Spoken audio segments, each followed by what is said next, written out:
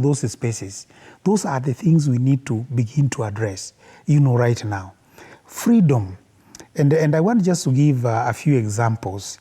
When, for example, you talk of freedom of the press, for instance, and you bring us the news, you have brought us here, we are having a national conversation on human rights and gender issues. But if some forces curtail your operations, then it means we cannot achieve that freedom for all. So it is the question of the various arms of government, be they the executive, the judiciary, the legislature, ensuring that the Bill of Rights is very central in what we do. And if we are able to implement the rights without any impunity, and many times the Commission has challenged impunity, for example, which many times is observed within our government circles, for example. So how do we deal with this to ensure that we embrace the Bill of Rights and that there is access to justice for everybody? The rights are respected. And that is why if we respect the rights, we would not be seated here to talk about women's rights, for example. Women's rights are human rights. Yes. So it does not Women's matter. rights and men's rights. Absolutely. There is no demarcation. So if institutions of government respect human rights in totality, there will be freedom for all. There will be justice for all. Yes. That feels like some frustration on KNCHR in getting government institutions to acknowledge and respect this.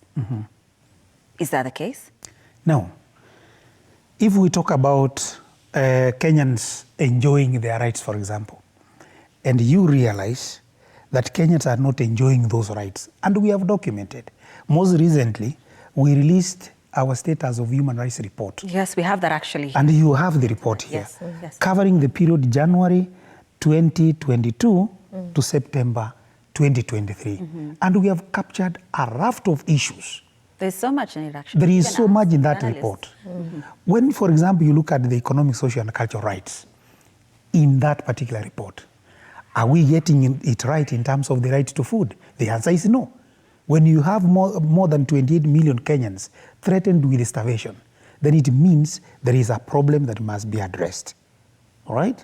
When you look at the security of a person, for example, and many times we have echoed the concerns on security in northern Kenya, for example, within the Kerio Valley, and we have documented all this very, very clearly and what needs to be done. We even did a public inquiry in 2016 with recommendations that needs to be addressed. So if all these are addressed... Who is dropping the ball? For us, once we do the report, we hand it over to the presidency and the parliament. And therefore we expect the presidency and the implementation of that report. Is it? It should be done, right? So because it is not being done, that means someone from the presidency is not doing what they are supposed to do, right? So for us as a commission, we will continuously do our job within the law to make sure that we bring out where human rights violations occur.